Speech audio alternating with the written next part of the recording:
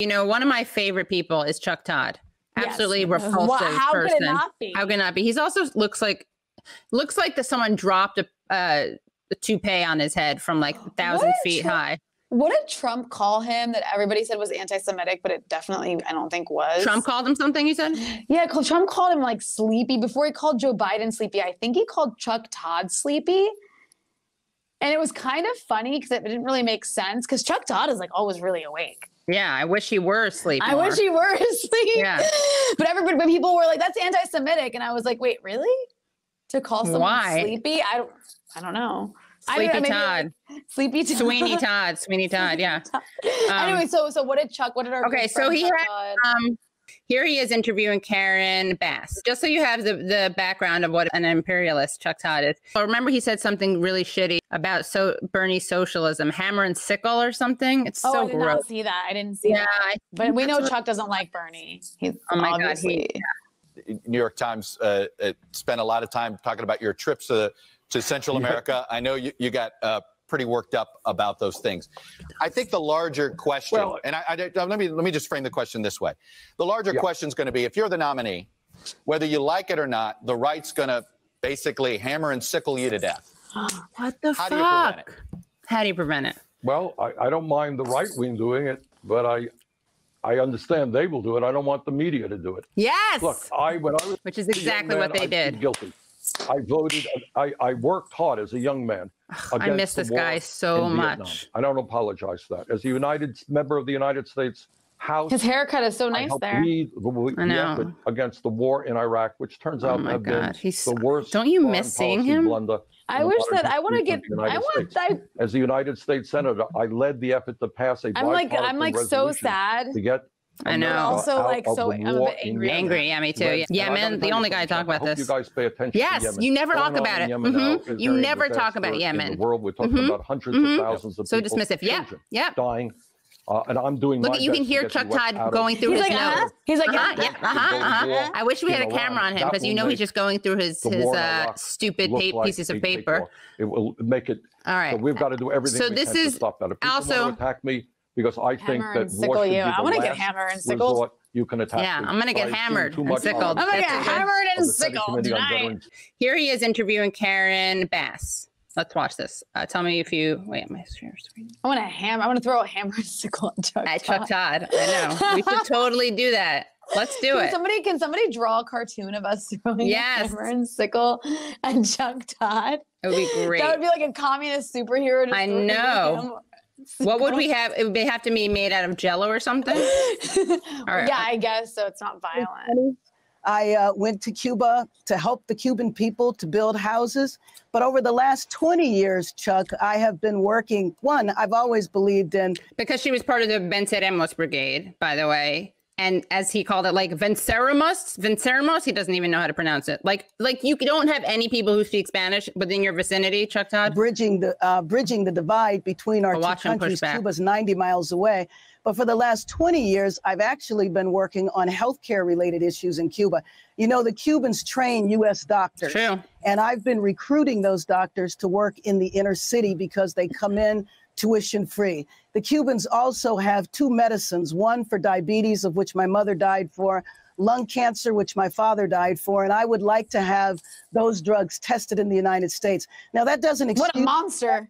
I know the Castro regime has been a brutal regime. When I went in my late teens and early 20s, you know, one of the things that, one of the reasons was to build relations with the Americans that were there, because there were over 100 young people that were there, and all of us worked on different issues.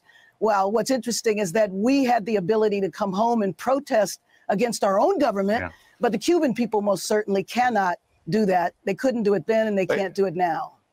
Well, what? But Congresswoman, I have to say, you sound a lot tougher on Castro now than you did when you described him as comandante and jefe when he died. And then you said something that I found interesting. You said you didn't quite realize how sensitive folks were in South Florida about this still. No.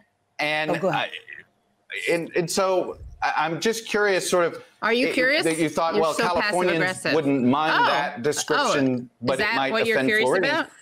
forget that a minute. Yeah. It still seemed as if you had a soft view of Castro, if you will. Yeah. And let me explain too, because I think the use of the term comandante en jefe, what I meant by that is that clearly in Florida, that is a term that is endearing to him. I didn't see it that way. I was expressing condolences to the Cuban people, to the people in Cuba, not. Thank you. I don't think that is a top expression in California. But let me just say, Chuck, lesson learned.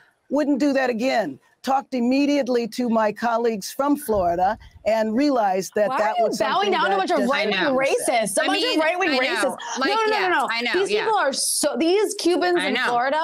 They're the worst. And they're like the APAC racists. Yeah, and they're like Cuban APAC. I want to airdrop a hammer and sickle and hammer and sickle on him.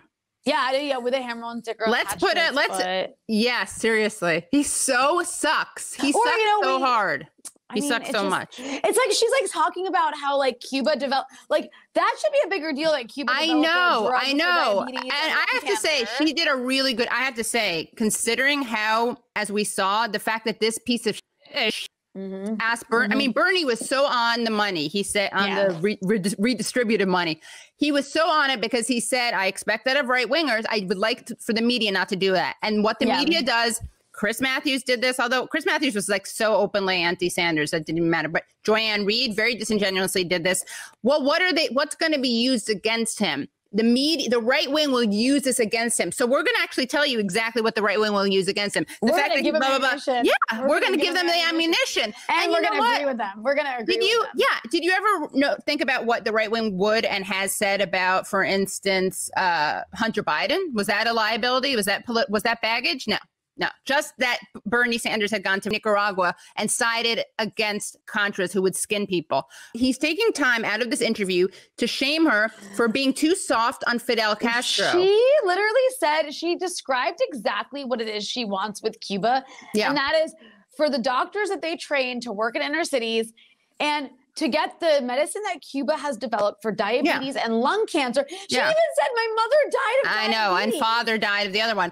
And to improve lung cancer. I want people in America to have access to these medications. And Chuck Todd's answer is like, but you called Let's go back to Fidel Castro. Yeah, I know. You called him Comandante. I know. And it's a totally moral argument. It's not even like he says it himself. Forget whether or not it played well in Florida versus California, which is he's a talking point. Well, that may play well in California, where you're from, but outside of California, they're not a bunch of raging hippies. I mean, it's like just fodder, just talking points for the right, like absolute talking points for the right. Because at the end of the day, he's a right winger. I know, and he doesn't even hide it. He wants to go back to the Fidel Castro thing, not anything else. He wants to go back to that and how soft she is on him. And you know what? Then there's another thing we don't have to, I mean, it's a different clip, but where he says something like, yeah, well, the Cuban people don't have freedom. It's like, the Cubans were fucking upset when Fidel Castro died. Sorry, it doesn't fit your like social. Also, they probably think we don't have freedoms. Cuba, housing is a human right. Yeah. In America, healthcare, we have like 500,000 people living on the streets every night. Yeah. So it's like freedom. No, but like freedom is also subjective here. Like, it's like, no. Like when he says that we have freedoms, they don't. Actually, they also have freedoms. Yeah, that's a good point. Yeah, or they definitely have rights that we don't. But that is a freedom not to die because you don't have money. Right. For healthcare is a freedom. Like it's like I'm not saying that. Like I'm just saying like when it comes to when they use the word freedoms, it's totally like because for Chuck Todd, he's rich. Yeah. He doesn't need housing to be a human right. Yeah. Also, free press. I mean, we all know how consolidated the press, the corporate media is, and he's part of it. It's disgusting. Don't tell me. Don't tell me we have a free press. But also, like this is Obama's position. He wanted to improve relations with Cuba. Yeah. Like, do we need to devolve this? Well, much? I guess we should have hammered and sickled Obama a little bit more. I mean, they tried to so much. They did. He's a socialist Muslim. Let me see his birth certificate. I know. Anyway, you know what? I'm just saying. All this shit drives me crazy. This this pretending that you're just diagnosing when you're actually causing. I'm just curious. I know that's the stupid. I hate that passive aggressive. It's interesting that I'm just curious. You're not curious. And then the other thing that's annoying is it's just funny that it's like whenever someone says that, they actually are angry about it. It's just funny. Yeah. So it's interesting that you just mentioned that Cuba has medications you want for things that killed your parents. But can we How long have you been a communist? Yeah. Oh my God. Anyway, that was fun. And we should do that every week. A little